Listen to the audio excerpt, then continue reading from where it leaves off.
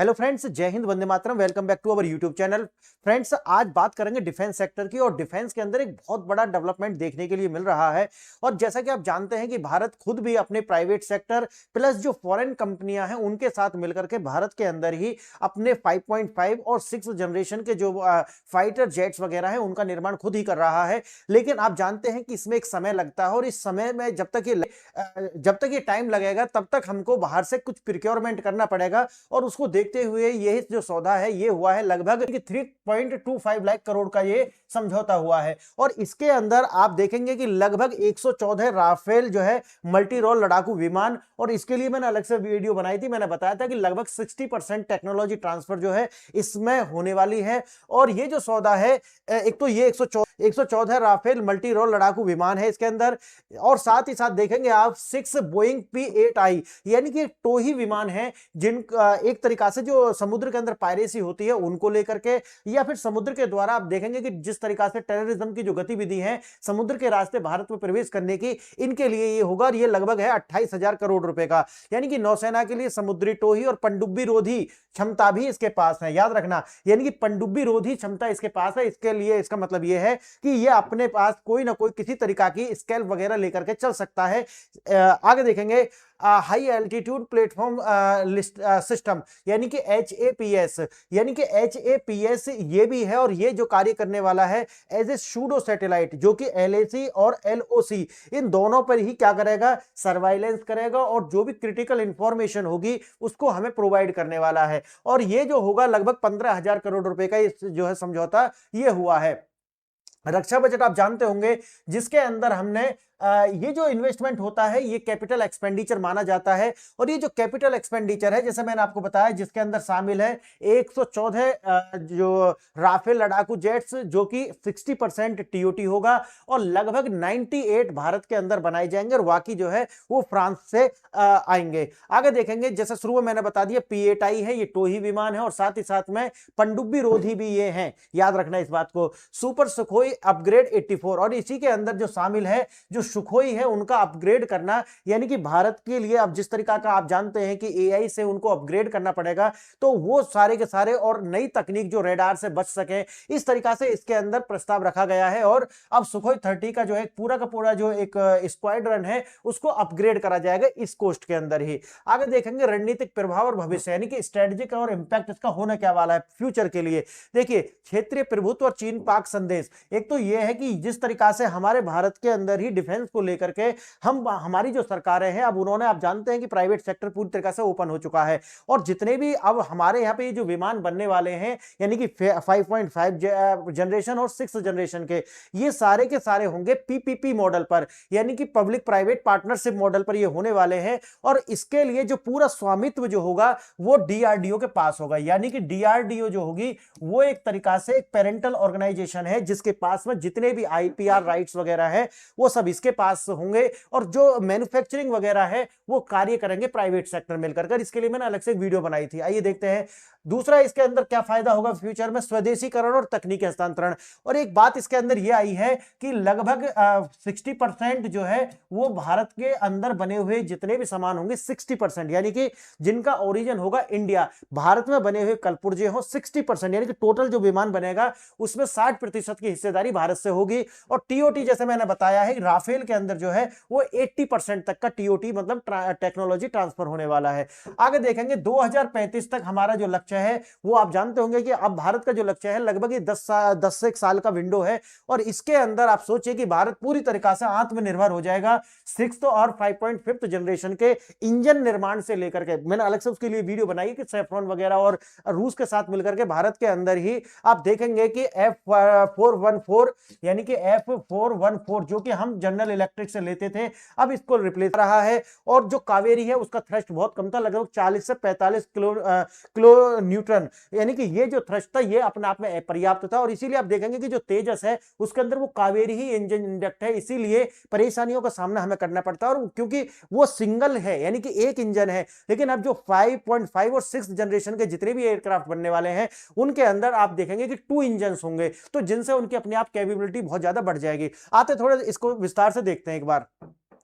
भारत का जो नया सैन्य कवच जो बनने वाला है, इसके लिए आप जानते हैं कि 3.25 लाख करोड़ रुपए का जो है वो निवेश किया गया है, और मैंने बताया कैपिटल एक्सपेंडिचर है। रक्षा अधिग्रहण जो परिषद है, यानी कि डिफेंस एक्विजिशन काउंसिल जो है, उसके द्वारा सहमति दे दी गई है, और इसके बाद आप जानते हैं कि पीएमओ जाएगा और पीएमओ से सिग्नेचर आसानी से होंगे, और उसके बाद में ये प्रोक्योरमेंट आसानी से शुरू हो जाएगा। चीन और पाकिस्तान के लिए आप जानते हैं कि ये 2.5 फ्रंट वार के लिए भारत तैयार रहना पड़ेगा, और मेरा मानना है कि अब 3 फ्रंट वार ये हो चुका है, क्योंकि जो बांग्लादेश का जो फ्रंट है वो भी अब ओपन हो चुका है, और आधा फ्रंट हमारे यहां पर है, आधा फ्रंट आप पाकिस्तान को मानिए। तो ये देख करके आप मान सकते हैं कि ये अब 2 से 3 फ्रंट या 3 फ्रंट ये खुल चुके हैं। आगे देखना, वायुसेना 114 मल्टी रोल जो कम्बैट एयरक्राफ्ट है ये मिलेंगे हमारी वायुसेना के लिए। नौसेना के लिए मैंने जैसे बताया है कि 6P-8I ये आपको जो विमान टोही है, और साथ ही साथ ये जो है ये सर्वाइलेंस करेंगे, और साथ ही साथ में सबमरीन जो होती हैं उनको भी ये डिस्ट्रॉय करने की क्षमता रखते हैं। तो हमारी जो नौसेना है उसके लिए आप जानते हैं कि 6P-8I जो है पोसाइडन मैरीटाइम सर्वाइलेंस एयरक्राफ्ट, जिसकी कीमत जो है 28,000 होने वाली है, इसकी व्यवस्था है। और भविष्य के लिए जो है, जैसा कि आपको बताया गया है, high altitude platform system HAPS, ये जो है आप जानते होंगे हमारे नॉर्थ बॉर्डर को जो है सिक्योर करने के लिए LAC और LOC जो है उन पर ये हमको क्या करेंगे, एज ए स्यूडो सैटेलाइट, यानी कि सैटेलाइट नहीं होंगे लेकिन एक सैटेलाइट के रूप में जो होने वाले हैं, लेकिन ये पता नहीं चलेगा, और हमें जो चाइना में होने वाली जो गतिविधि है बॉर्डर के पास, और पाकिस्तान के अंदर जो होने वाली बॉर्डर के पास की जो गतिविधि है उनसे लगातार अपडेट रखेगा। अपग्रेड होंगे, जैसे कि शुरू में बता दिया, लगभग 84 एक स्क्वाड्रन जो है, लगभग सुखोई 30 MKI, इनको जो है अब दोबारा से अपग्रेड किया जाएगा। वायु शक्ति 114 राफेल जेट्स का गणित क्या है आप इसे भी समझ लीजिए। 14 जेट्स फ्रांस से जो है फ्लाई अवे करेंगे, और 100 जेट्स जो है वो लगभग भारत के अंदर बनेंगे। मैंने आपको ये बताया था कि 98 उस टाइम पे था, लेकिन ये अभी जो है 98 और 100 के यही बीच में है, इतना वेरी करेगा डेटा के अंदर। ठीक है, आगे देखेंगे। प्रस्ताव है 114 मल्टी रोल जेट्स इंजन का। मेक इन इंडिया, जग में जैसा आपको शुरू में बताया कि 60% जो है भारत के अंदर ही बने हुए सामान जो है इनके अंदर यूज किए जाएंगे, और TOT लगभग कितना है, 80% होने वाला है। राफेल ही क्यों, डीप स्ट्राइक क्षमता इसके पास है कि अब आप जानते होंगे कि जो हाई वैल्यू असेट्स जो होती हैं उनको डिस्ट्रॉय करने के लिए इसकी अपनी क्षमता है, और इन पर आप जानते हैं कि जो स्कैल्प है वो भी इसके अंदर इंडक्ट कर सकते हैं, और अभी हमारा जो अस्त्रा है वो भी हम इसके अंदर इंडक्ट कर सकते हैं। और जैसा कि आप इसमें ये भी जानते हैं कि जो चाइना का PL-15 जो है वो, ये दोनों ऐसी मिसाइल हैं जो उनसे ज्यादा अपग्रेडेबल हैं। क्लियर है, तो ये इंडक्ट कर सकते हैं इसके अंदर। आगे देखना, स्कैल्प हो या फिर मीटियोर। मीटियोर भी जो आप जानते हैं कि अस्त्र जो है वो मीटियोर का ही विकल्प बनाया गया, यानी कि अस्त्रा तो आप जानते हैं कि 5 देशों का वेंचर है ये अपने आप में, यूरोप के 5 देशों का, और लेकिन भारत के अंदर हमने इसका विकल्प ढूंढ लिया है, वो है अस्त्र मार्क 3। आगे देखेंगे, अच्छा वो भी VVR है और ये भी VVR है, दोनों ही रैमजेट से चलते हैं, यानी कि इसके अंदर भी रैमजेट तकनीक है, और हमारा जो अस्त्र 3 है उसके अंदर भी वही स्थिति है। भारतीय एकीकरण, अस्त्र मिसाइल का जो है इंटीग्रेशन इसके अंदर हो सकता है, जो मैंने आपको बताया मीटियोर का ही विकल्प है, वो यानी कि स्वदेशी करण है उसका एक तरीका से। पाकिस्तान और चीन के लिए जो है एक डिटरेंस पैदा करने वाला है। आप जानते हैं कि शक्ति जो है वही शांति का प्रतीक होती है। अगर हमने इन कंट्रीज को शक्ति दिखाई, तभी आप समझिए कि भारत के अंदर शांति स्थापित हो सकती है, हमारे बॉर्डर्स जो है वो शांत हो सकते हैं। समुद्री सुरक्षा पर नजर, वही जैसे मैंने आपको बताया कि मालदीव्स हो या फिर हम्बनटोटा, इन पर, या फिर आप जानते होंगे यहां पर ये अपना जो अंडमान निकोबार द्वीप, यहां पर आप देखेंगे तो यहां पर पूरी तरीका से निगरानी रखने के लिए 6P-8I जो है इसका 28,000 करोड़ रुपए का व्यवस्था की गई है, इसका भी प्रिक्योरमेंट होगा। हिंद महासागर में चीन पनडुब्बी और युद्ध पोत जो है वो आगे जो है घुसने से पहले एक बार उनके मन में आएगा कि भाई ये जो सुखोई ये जो 6 बोइंग P-8I जो है ये उनको तहस नहस भी कर सकता है, तो वो भी दिमाग में रहेगा एक बार के लिए। क्षमता क्या है, दुश्मन की पनडुब्बियों को ट्रैक कर सकता है, और ब्लू वाटर इकोनॉमी जो होती है, या ब्लू वाटर इकोनॉमी आप जानते हैं ना, यानी कि जो भी समुद्र के द्वारा व्यापार होता है जो कि 80% के अप्रोक्सीमेट होता है, उसको एक तरीका से सुरक्षित करने के लिए ये बहुत ज्यादा आवश्यक होती है। भविष्य का युद्ध, शूडो सैटेलाइट्स, जैसा आप जानते हैं कि इसको जो है पहले आप जानते हैं कि ट्रेडिशनल सैटेलाइट जो होती हैं वो उस तरीका से कैप्चर नहीं कर पाती जिस तरीका से कंटिन्यूअस हमें चाहिए। तो ये क्या करेंगे, समय के बाद में एक स्थान को ही क्या करेंगे, कैप्चर करेंगे, उसकी फुटेज लेंगे। लेकिन जो HAPS है, ये लगातार 24 घंटे 7 दिन ये लगातार पिक्चर कैप्चर करेगा। तो आप समझिए कि वहां से ज्यादा सर्वाइलेंस हो पाएगा और हमारे पास में ज्यादा जो है इंफॉर्मेशन हो पाएगी। High altitude platform system HAPS ये 20 किलोमीटर की ऊंचाई पर होगा एज द सूडो सैटेलाइट, मतलब असली का सैटेलाइट नहीं होगा, लगेगा सैटेलाइट है। LAC और LOC पर सैनिकों की रियल टाइमिंग निगरानी जो लगा हो सकती है और इसकी कीमत है 15,000 करोड़। सुखोई का सुपर अवतार है, 84 सुखोई 30 MKI जो है उनका अपग्रेड किया जाएगा। और जैसे मैंने बताया कि जो रेडार हैं, यानी कि अब इनको जो है रेडार सिस्टम, इनका जो नोज होता है वहां पर इंस्टॉल किए जाएंगे और जो एवियोनिक्स यानी कि कॉकपिट जो है वो पूरी तरीके से बदले जाएंगे, जिससे इनको जो है अपग्रेड करा जाएगा। स्वदेशी विरूपाक्ष रडार और आधुनिक एवियोनिक्स, यानी कि इसके ऊपर जो है एक रेडार जो है वो स्थापित किया जाएगा जिसका नाम है विरूपाक्ष। क्लियर, यानी कि इसके ऊपर आपने देखा होगा, अभी मैंने ऊपर भी ग्रीन किया हुआ था, तो यहां पर इसके ऊपर जो है एक लगाया जाएगा विरूपाक्ष रेडार, जो कि अपने आप को, एक तो क्या होगा कि अगर कोई मिसाइल इनको ट्रैक करती है तो उससे अपने आप को ये बचा सकेंगे, पहले ही वहां से हटाएंगे और जो है इसको डिस्ट्रॉय नहीं कर पाएंगे मिसाइल्स। तो इस तरीका की व्यवस्था भी इसके अंदर हो जाएगी, यानी कि एक तरीका से अर्ली वार्निंग सिस्टम इसके अंदर होने वाला है। पुरानी फ्लीट को आधुनिक युद्ध के लायक बनाना होगा, क्योंकि आज जो है तकनीक बदल चुकी है, तो हमको भी अपग्रेड करना होगा और सुखोई जो है इसीलिए इसको अपग्रेड किया जा रहा है।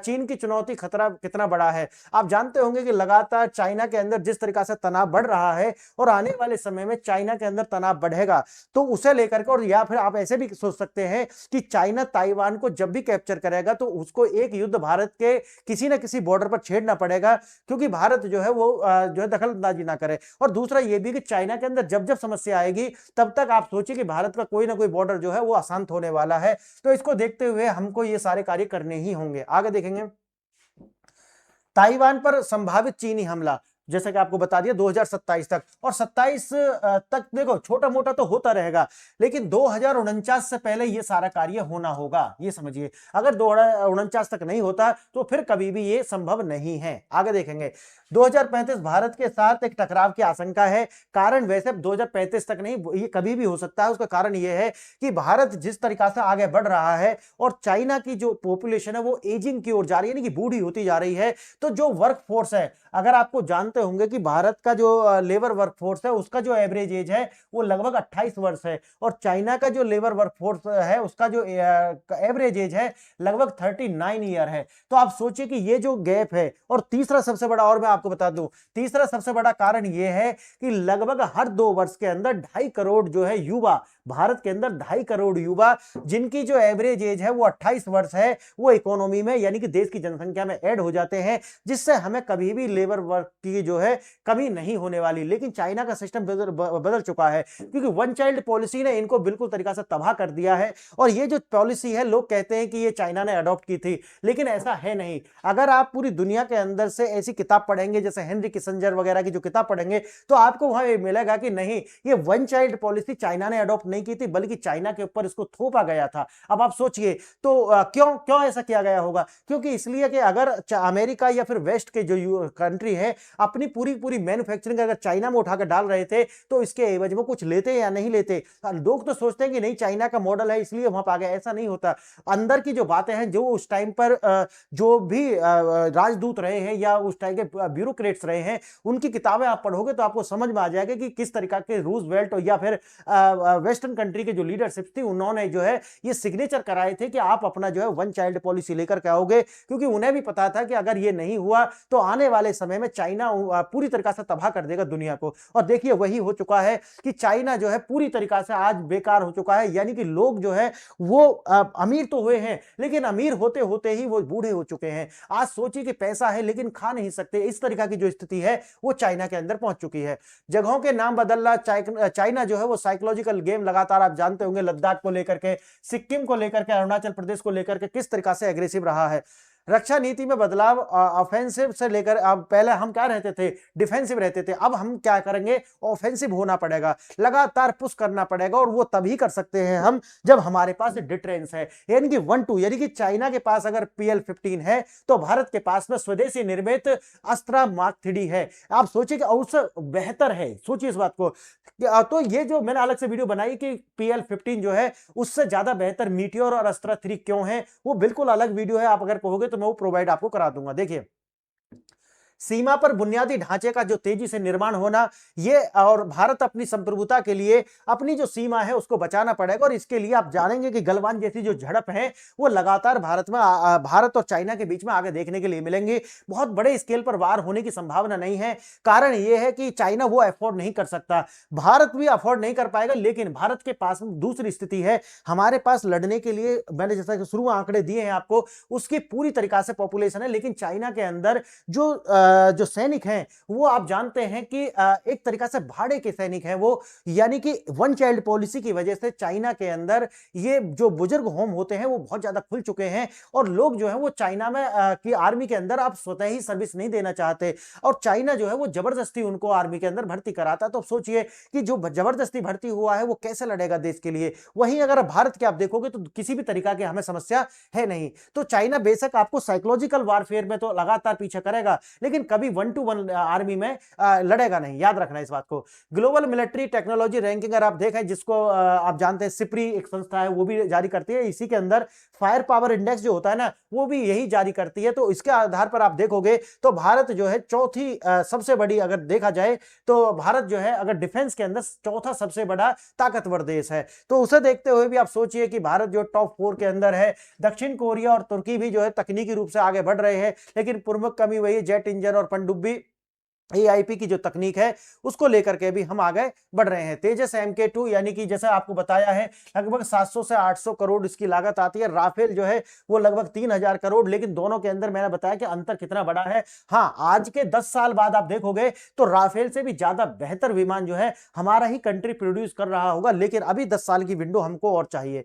5वीं पीढ़ी के स्वदेशी फाइटर जेट से ये जो प्रोग्राम है हमने चलाया हुआ है M का, ठीक है, और इसी के द्वारा हम जो है इसी के अंदर ही प्राइवेट और पब्लिक पार्टनरशिप के द्वारा ही ये सारा का सारा डिजाइन किया जा रहा है। निजी क्षेत्र की भागीदारी से डिफेंस डिजाइनिंग की क्रांति जो है लगातार लाई जा रही है। यूक्रेन से जो सबक लिया गया है, बिना सुरक्षा के जो है अर्थव्यवस्था का कोई मोल नहीं होता। अगर आप अपने देश की बाउंड्रीज को खुद सुरक्षित नहीं कर सकते तो आप सोचिए कि आपके यहाँ निवेश कोई भी कंपनी नहीं करेगी, कोई भी अपने 50, 60 या 100 बिलियन डॉलर नहीं डुबाएगी आपके देश में, जब तक उनको यह अश्योर ना हो कि भारत या जो भी देश है वो अपनी बाउंड्रीज की सुरक्षा कर सकता है। और वो किससे आती है, वो आती है डिफेंस से। तो बहुत सारे लोग सोचते हैं कि यार इतना पैसा हमारा देश क्यों बर्बाद कर रहा है, एजुकेशन पे लगा दो, हेल्थ पे लगा दो, ऐसे बहुत सारे लोग हैं वो ऐसा सोचते हैं। लेकिन समस्या आज की नहीं है, बात यह है कि अगर आप जो है आर्थिक रूप से उन्नत हो भी जाओ, जैसे कि आपने देखा होगा कि रूस के द्वारा किस तरीका से बर्बाद कर दिया गया है, लेकिन वो अपनी बाउंड्री की सुरक्षा नहीं कर पाए, सब कुछ था। लेकिन इसीलिए मैं कहता हूं कि हमको डिफेंस अपना मजबूत करना ही होता,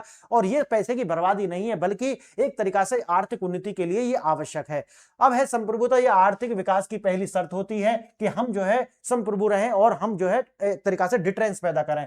निवेश, डिफेंस स्पेंडिंग देश के अस्तित्व के का एक बीमा है। सोचिए कि अगर हम डिफेंस पर खर्च कर रहे हैं तो एक सोचिए कि जैसे इंश्योरेंस पे व्यक्ति खर्च करता है, उसी तरीका से डिफेंस पर जो बजट पर हम खर्च करता है वो इसे उसी तरीका से देखना चाहिए। इसको पैसे की बर्बादी नहीं देखना चाहिए। फ्रेंड्स, आज मैंने आपको बताया है कि भारत जो है किस प्रकार से अपनी जो बाउंड्री है उसकी सुरक्षा के लिए क्या क्या कर रहा है, ये वही है जो मैं आपको बता चुका हूं। इंजन की तकनीक में महारत हासिल लगातार भारत कर रहा है। टॉप डिफेंस एक्सपोर्टर्स जो है वो भारत के अंदर आ रहे हैं और अपनी यूनिट स्थापित कर रहे हैं। लगातार मैंने कई सारी वीडियो बनाई, अगर आप रुचि रखते हैं तो आप मुझे कमेंट करना, मैं लिंक प्रोवाइड करा दूंगा। हिंद महासागर का दबदबा, यानी कि हिंद महासागर पर अपना दबदबा भारत बनाएगा, जैसे कि आपको पता है, अभी मैंने आपको बताया है। और 2035 तक, यानी कि अगर 10 साल की विंडो हमको ये मिली है, इसके बाद में आप देखेंगे कि भारत किसी भी देश पर निर्भर नहीं रहेगा और भारत 5th या फिर 6th जनरेशन के जो है फाइटर जेट्स अपने आप ही निर्मित करने लगेगा। और उसके बाद भारत फिर पीछे मुड़कर कभी नहीं देखेगा। और चाइना जैसे जो देश हैं, आने वाले समय में उनका जो टाइम था वो जा चुका, क्योंकि जिसके पास में एक अपनी जनसंख्या ही ना हो, यानी कि एक ऐसी जनसंख्या, आपको एक आंकड़ा और बताता हूं, भारत के पास में अगर आप देखा टोटल तो लगभग 67% आबादी ऐसी है जिसकी आयु लगभग 35 वर्ष से कम है। यानी कि टोटल अगर पॉपुलेशन देखा जाए, और लेबर वर्कफोर्स का तो मैंने बताया है, लगभग हर 2 साल में 2.5 करोड़ लोग ऐसे जुड़ जाते हैं हमारी पॉपुलेशन में जिनकी एवरेज एज ही 28 वर्ष है, और ये हमारे लेबर पार्टिसिपेशन रेट जो है उसको बढ़ाती है। तो आप सोचिए कि भारत का समय है, आने वाला समय है, सिर्फ भारत का है और किसी का नहीं है। सुपर पावर तभी सम्मान करते हैं जब आपके पास ताकत हो। भारत अपनी संप्रभुता की रक्षा के किसी भी कीमत पर करेगा, और यही भारत की ताकत है, और यही दिखाता है कि आज अमेरिका हो या रूस हो, आज आकर के गोल टेबल पर यानी कि राउंड टेबल पर बात करते हैं, ना कि इस तरीका से कि आपको आकर के डिक्टेट करें कि ये कीजिए, आप वो कीजिए, जैसे आज से उस 70 या 80 के दशक में होता था हमारी लीडर्स के साथ में। आज वो देखने के लिए नहीं मिलता, और यही है हमारी ताकत, आर्थिक ताकत हो या फिर डिफेंस की, ये मायने रखती है। तो आपने वीडियो यहां तक देखा, इसके लिए बहुत बहुत